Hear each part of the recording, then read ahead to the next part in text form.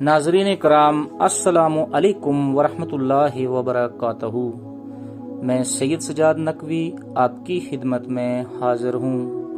नाजरीन, आज जिस मकाम पर हैं इस जगह का नाम है बाबा काजी नाग।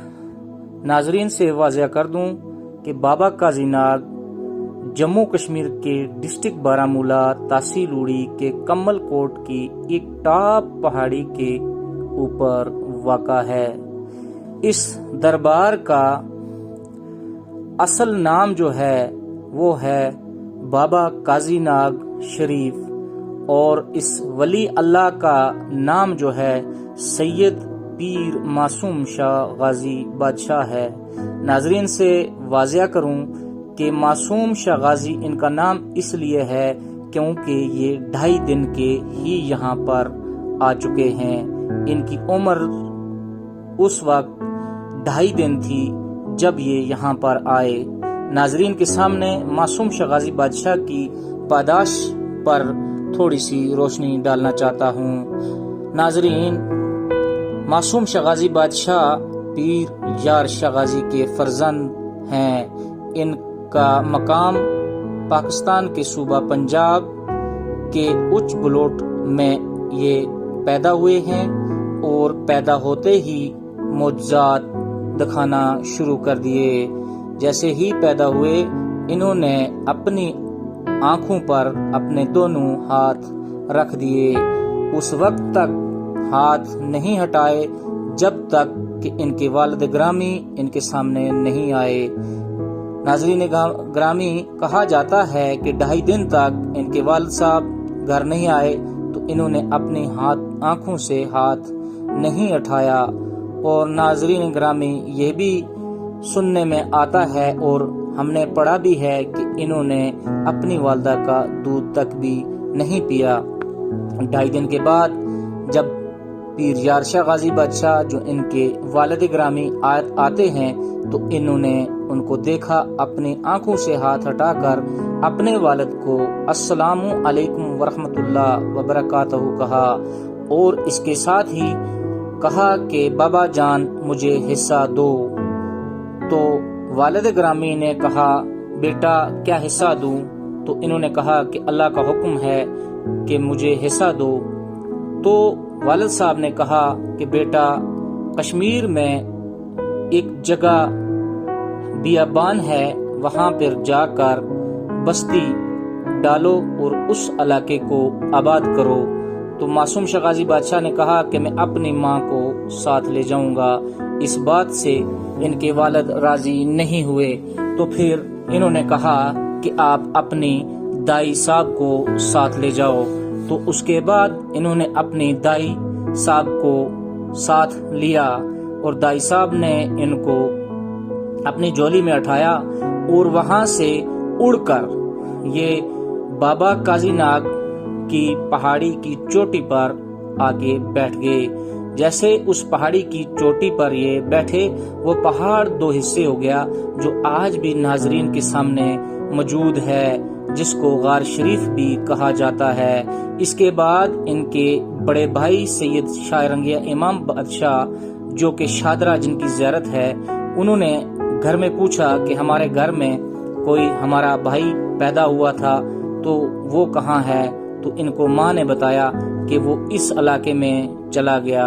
तो इसके बाद शेर की सवारी पर सैयद शायरंगिया इमाम बादशाह वहां से निकले, पुंछ से होते हुए और उड़ी से दक्षी पंजपीरा से होते हुए शादरा से होते हुए पारी गट्टी और फिर गुच्छा वाले साहब जाकर यहाँ पहुंच गए।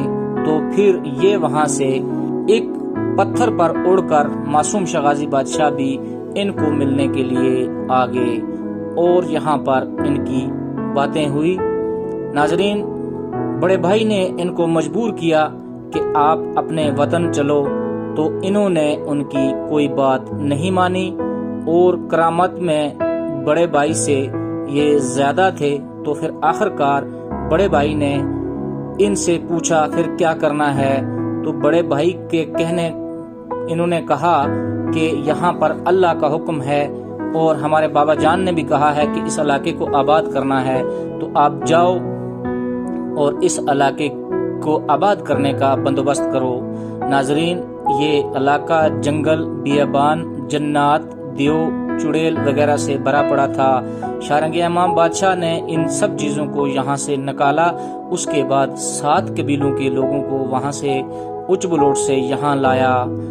اس کے ساتھ میں آپ کو یہ بھی بیان کروں کہ شاہرنگ امام بادشاہ کے بہت کمال زیادہ ہیں، کیونکہ وہ سب کے سامنے آتے تھے، لیکن معصوم شاہ غازی بادشاہ اس کے بعد کسی کے سامنے نہیں آئے، اسی غار میں سما گئے۔ لیکن ان کے کمال معجزات جو ہیں وہ آج بھی ہم اور سب ناظرین ان کو زندہ اولیاء مانتے ہیں۔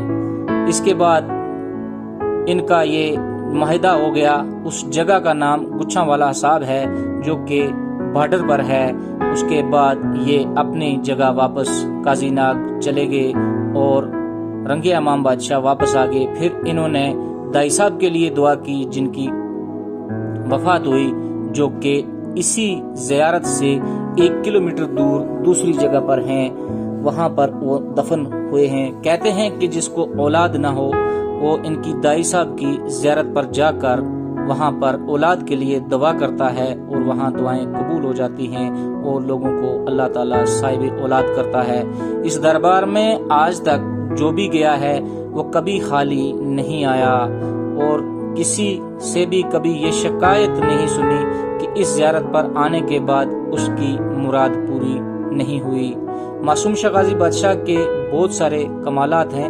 اب میں یہاں پہ آپ کو کچھ چیزوں سے واقف کراتا ہوں۔ یہاں پہ آنے والے لوگوں کے لیے روڈ اڑی سے کمل کوٹ سے ماڑیاں ٹاپ سے آپ کو آدھا پونا گھنٹہ جو ہے پیدل سفر کر کے زیارت شریف بابا قاضی ناگ کے دربار پر جانا پڑتا ہے۔ وہاں پر جو ریشی ہیں، مجاور ہیں، ابھی اس وقت سید ارشاد حسین اور سید مقصود حسین شاہ صاحب ہیں۔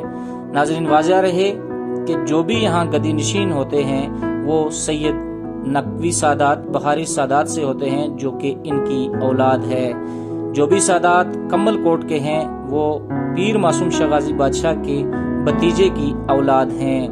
اور یہاں پر جو بھی ذمہ داری ہے، جوابداری ہے، ناظرین جو زائرین کے آنے کی بندوبست ہے وہ سارا نقوی سادات کمل کوٹ جو ہے وہ کرتے ہیں۔